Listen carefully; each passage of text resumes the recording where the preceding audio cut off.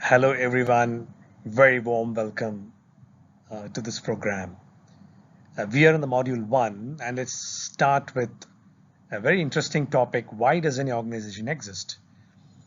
We have to understand the existence of organization in the context of real world, and we'll try to go a little more deeper and understand about different companies, the critical points, and etc.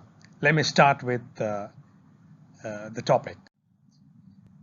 To start with, let's understand what is the definition of an organization. First, to understand an organization, we should understand what is an organization. So an organization is a group of people working together in a coordinated and very structured way to achieve shared goals and the mission. Every organization has certain mission to achieve, certain goals to achieve. So in an organization, it is always a collective process. It's a coordinated and a structured way to have, closer to the goals. The next one is how many types of organization do we have? If I may ask you, you may say, yeah, private organization, big conglomerates. Yes, you're right. Let's list it out in a very structured and systematic way. The first one is non-governmental organizations, which are private sectors, medium-sized enterprise, large-scale enterprise, then government organizations, then international organizations, then charitable firms, then political organizations, then voluntary organizations, then secret services, then schools, then armed forces, criminal organizations, to name few. Now I will go to a very, very important point. There is a myth among us that certain organizations never or does not have any problem by its design itself. Uh, if I may ask, do Apple have a problem? People will immediately come and say, no, Apple doesn't have any problem. Or if I may ask, does Mercedes-Benz have a problem? People say, no, Mercedes-Benz is a very ideal organization.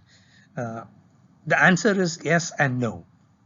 Because if you take any organization, by definition, by theory, we say that no organization design or method of management is deemed perfect.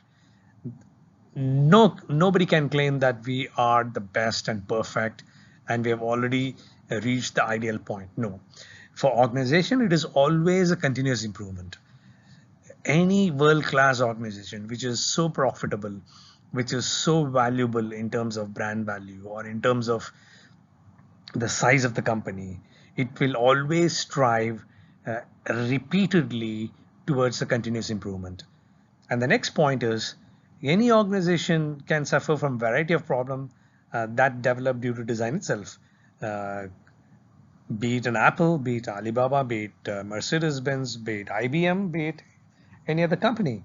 So it's a constant endeavor by every organization to keep checking where are they heading, are they in line with their DNA, are they in line with their core values, are they currently deviated from their purpose. So these things always gets audited time and again so that to put the organization back into the track. Now let's pause for a while. Now let's think. What is the purpose of an organization? Why does an organization exist? If I ask you, why does an organization exist? People will say that to make money. Yeah, you're right. But that's not the only reason why an organization exists.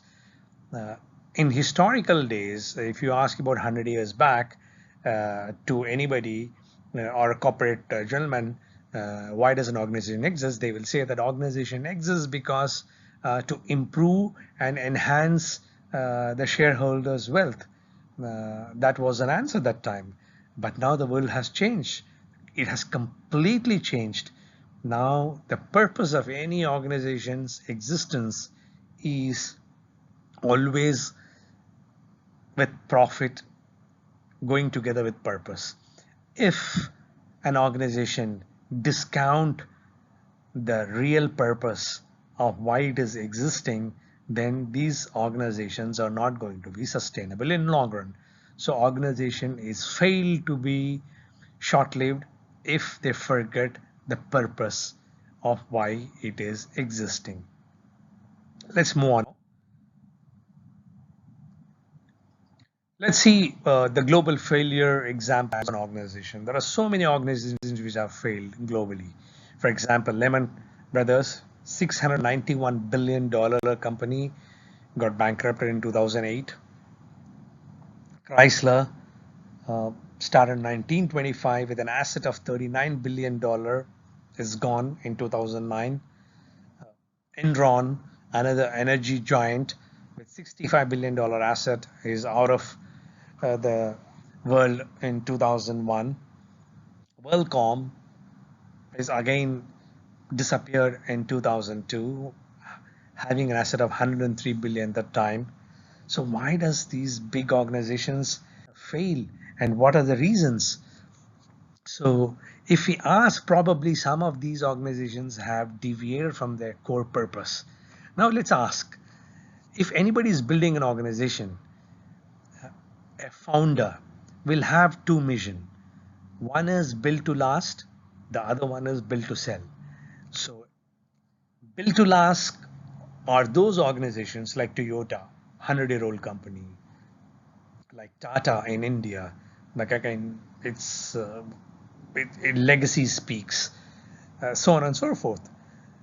Built to last are legacy building companies. They wanted to have take centuries and centuries and centuries to move on, exist in a sustainable way, and contribute to the society for the purpose for what the company was formed. But if you look at build to sell organizations, these organizations have a very clear direction from the beginning that these organizations will set up, they will establish. Once they become profitable, reputable, then they will sell it off. So there are two types of mission any founder has in mind, either to have a legacy or to have a short-term approach.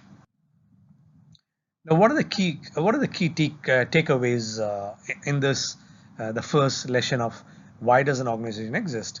So the key takeaways are four important points. The shared goals by the group of people, that is what an organization is called or defined.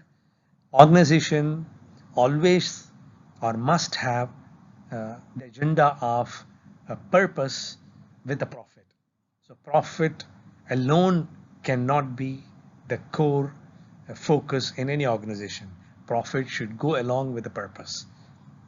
And the third point is, by definition and in reality and in real life, no organization design is deemed as perfect. Any organization can have structural flaws, design flaws, and can be defined or can be failure if it is not corrected. The last one is the founder who sets up the company will always have two types of the mission, either to carry on the legacy, which is built to last, or built to sell.